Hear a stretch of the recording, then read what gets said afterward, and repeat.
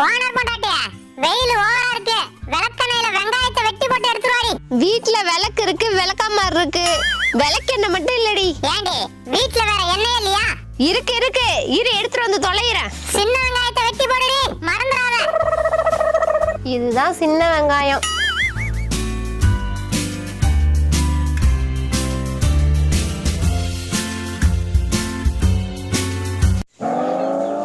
என்னடி எடுத்துட்டு போற? ஓனரே, நாங்க தான் விளக்கெண்ணெயில வெங்காயத்தை வெட்டி போட்டு எடுத்துட்டு வர சொன்னோம்.